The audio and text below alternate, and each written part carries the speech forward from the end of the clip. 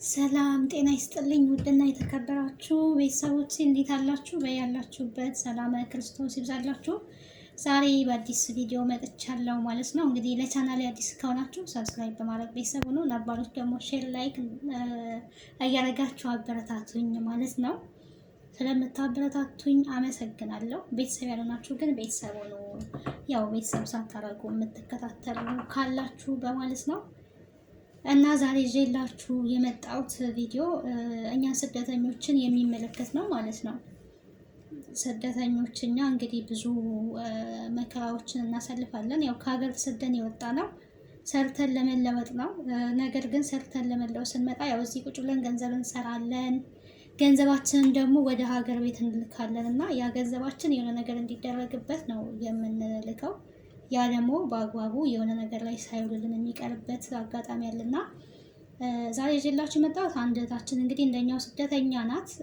ምንድነው የገጠማን ነገር 500,000 ብር ለወንድሟ ትልካለች ማለት ነው። ለወንድሟ ልካ ቦታ እንዲገዛላት ነው የላከችለት ማለት ነው ብሩን።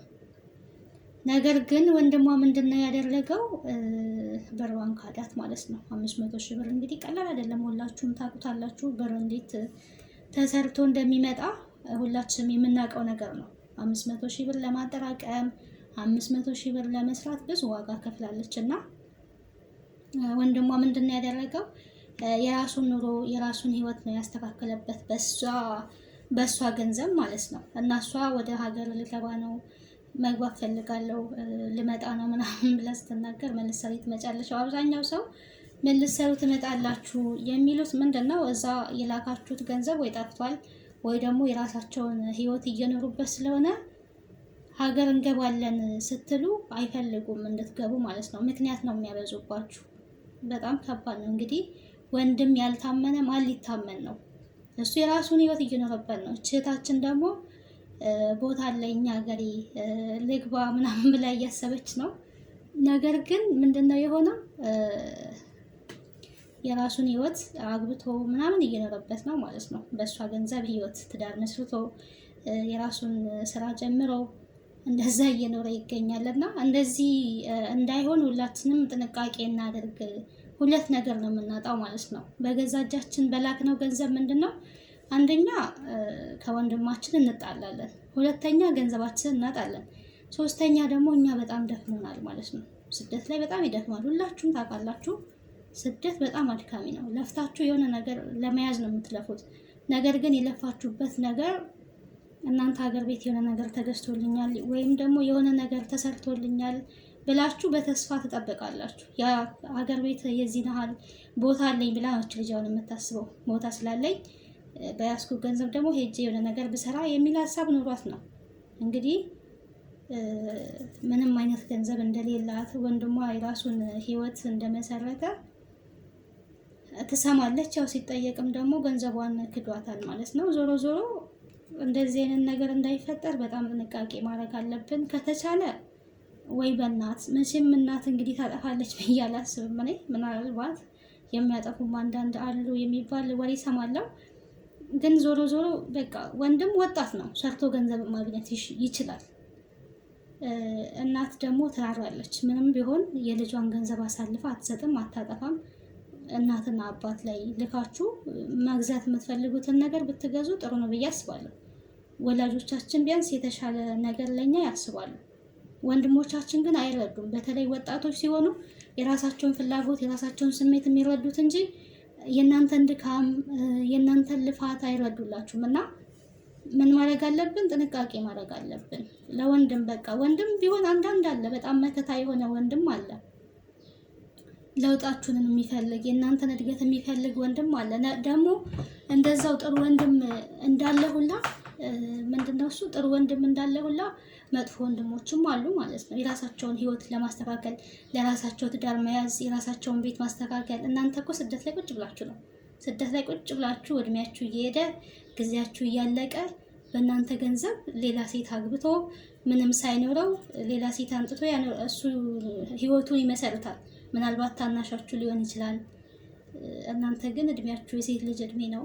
እንደ ሻማ እየተቀለጠ ሰው ሀገር ላይ እድሜያችንን እያቃጠልን ሁሉም ሴት እዚያ ስደት ላይ ሲኖር ምንድነው እሱ የሚያገባበትን እድሜ እያቃጠለ የሚወልድበትን ጊዜ እያቃጠለ ይህን ሁላ እያቃጠለን ለምንድን ነው የምንኖረው? ስደት ላይ ለውጥን ለማምጣትና ነገ የተሻለ ኑሮ ለመኖር ብለን የተሰደድነው ሁላችንም ማለት ነው። ይሄ ሆኖ ሳለ ግን እኛ በጣም የለፋንበትና የደከምንበትን ገንዘብ ሲያጠፉብን በጣም ነው የሚያናድደው። ከዚህ ሁሉ ፈጣሪ ይጠብቀን። በእርግጥ እኛ ገንዘቡን ታቅፈ ነው እዚህ አንቀመጥም። ወደ ሀገር ተልኮ የሆነ ነገር እንዲደረግልን ሁላችንም እንፈልጋለን። የሁላችን ህልም ነው። አብዛኞቻችንም ደግሞ ይህንን ነገር እናደርጋለን። ከዚህ ፈጣሪ ይጠብቀን። ግን ደግሞ ሆኖም ጥንቃቄ ማድረግ አለብን። ወንድም በቃ ዝም ብሎ ሙሉ ለሙሉ ማመን የለብንም። ቢያንስ ቦታ ተገዝቷል ከተባለ ያው ሊሸጡትም ይችላሉ። በእርግጥ ምንም ማድረግ አይቻልም። ቦታው ተገዝቷል ብለን የምናጣራበት ሲስተም ቢኖርም እንኳን ከዛ በኋላ የመሸጥ እድልም ይኖራቸዋል፣ በእነሱ ስም ከሆነ ማለት ነው፣ በወንድሞቻችን ስም ከሆነ። ነገር ግን በአባት ቢሆን የተሻለ ነው፣ በእናት ቢሆን የተሻለ ነው ብዬ አስባለሁ እንዳሳ። ነገር ግን ደግሞ አንዳንድ እህቶች ምን ይላሉ? በአባቴ ቤት አንዷ እህታችን አሁን በአባቴ ብር ልክ አባቴ ቤት ሰርቶ ቦታ ገዝቶልኝ ቤት ሰርቶልኝ አባቴ አረፈብኝ። ነገር ግን አባቴ ካረፈ በኋላ ወንድሞቼና እናቴ ካዱኝ የሚል ነገርም ሰምቻለሁና ጊዜያችን ወዴት እየሄደ ነው ማለት በጣም ከባድ ነው።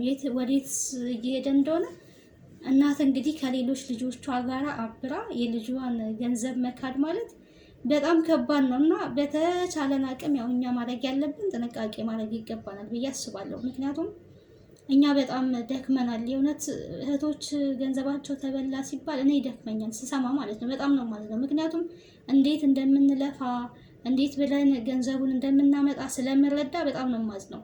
ሁላችንም በጣም ድክም ብሎን ነው ምግብ እንኳን በስነ ስርዓት ሳንመገብ የምንሰራ ልጆች አለን ማለት ነው። ሁሌ ስራ ነው፣ ሁሌ ሩጫ ነው። ለረጅም ሰዓት የምንቆም አለን። ምግብ የሚሰሩ አሉ፣ የማያርፉ አሉ። በተለይ ደግሞ በጣም ከባዱ ስራ ብዬ የማስበው ከልጆች ጋር የሚውሉ ልጆች አሉ ማለት ነው። እንደምታውቁት ልጅ መያዝ በጣም ከባድ ስራ ነው። እረፍት የላችሁም፣ አይምሯችሁ አያርፍም። አብራችሁ የምትሮጡት ወደቁ አልወደቁ ነው። በዛውም ላይ ደግሞ የሆነ ነገር ሲሆኑ ተጠያቂ ነው የምትሆኑት። ሲወድቁ ለምን ወደቁ፣ የሆነ ነገር ሲሆኑ ለምን ሆኑ። ግን እኮ በጣም አስቸጋሪ ናቸው ልጆቹ። እንደዛ ብላችሁ እየሮጣችሁ በስነ ስርዓት ሳትተኙ እየሰራችሁ እንደዚህ ደግሞ እናንተ በለፋችሁበት ወንድም ያው ወንድም ነው። ኦኬ ቢለወጥ የእሱን ለውጥ ላንጠላ እንችላለን። ነገር ግን እኛስ የእኛን ድካም ማን ይረዳል? የእኛን ህመም ማን ይረዳል? በጣም ከመድከም የተነሳ በስነ ስርዓት ካለመመገብ በስነ ስርዓት ካለመተኛት የተነሳ አብዛኛው ሰው ደክሞታል፣ ታሟል። ይሄንን ነገር በምን መመለስ እንችላለን? አንዲት ሴት ልጅ እድሜዋ ወጣትነቷ ካለፈ እኮ ጊዜም በምንም ነገር ልንመልሰውም ልንተካውም አንችልም። እኔ ወደ ኋላ ተመልሼ ያለፈውን የልጅነት እድሜን ልመልሰው ብል መመለስ አልችልም። ምክንያቱም አንዴ ሄዷል። በልጅነቴ በወጣትነቴ ማድረግ ያለብኝን ካላደረግኩኝ ካለፈኝ በዛን ሰዓት ማድረግ የምችለውን ነገር ነገ ሳረጅ ማድረግ አልችልም ማለት ነው። የሴት ልጅ እድሜ ገደብ አለ፣ የምትወልድበት እድሜ ገደብ አለ፣ የምታገባበት እድሜ ገደብ አለ። ያ ሁሉ እያለ እንግዲህ እቺ ገንዘቧ የተበላ እህት ልትገባ የተዘጋጀች ናት። ኦልሬዲ ደክሟታል። አሁን ምንድን ነው የምታረገው? እስኪ እናንተ ብትሆኑ ምን ታረጋላችሁ? እስኪ እኔ ብሆን ብላችሁ ስታስቡ በጣም ከባድ ነው። ምናልባት 3 ዓመት 4 ዓመት 5 ዓመት ቆይታ ሊሆን ይችላል። ለራሷ ቦታ ግዙልኝ ብላ ስትሰጥ እስካሁን ወንድሞቿን ቤተሰቦቿን ሳረዳ ቀርታ አይደለም፣ ትረዳለች። ከስር ወንድም የሆነ ነገር ሲፈልግ ብር እንልካለን። ቤተሰብ የሚፈልግ ከሆነ እንልካለን፣ እንረዳለን። እየረዳን ደግሞ የሆነ ነገር ጠርቀም ብሎ እጃችን ላይ ሲኖር ለኛ ደግሞ የሆነ ነገር አድርጉ ብለን ገንዘብ እንልካለን እና ያ ነገር ለኛ ሳይደረግልን ሲቀር በጣም ነው የሚያሳዝነው ማለት ነው። በጣም ከባድ ነው። በተቻለ አቅም እኔ ወይ ምንድነው ረጅም ዓመት ከመቀመጥ ህጋዊ የሆነ ሰው ወይ ገብቶ ያለውን ነገር በስሙ አድርጎ ምናምን ቢመለስ የሚለው እምነት አለኝ ማለት ነው። ህጋዊ ቦታ ከተገዛ ወይ ሄዶ አይቶ በስም አድርጎ የሆነ ነገር አስተካክሎ መመለስ ካለበትም ሰው ተመልሶ ቢሰራ የተሻለ ነው። አብዛኞቻችን መስራታችንና ይሄ ነገር አለን ብለን ማሰብ ነው እንጂ በእጃችን እንደዚህ በእጅ ያዘን ነገር ነው የኛ ብለን ልናስብ የምንችለው እንጂ እጃችን ላይ የሌለን ነገር ሌላ ሰው እጅ ላይ ያለን ነገር የኔ ነው ብሎ ለማሰብ በጣም ነው የሚከብደውና እህቶቼ ያው በተቻለን አቅም ጥንቃቄ እናድርግ ለማለት ወዳለሁ።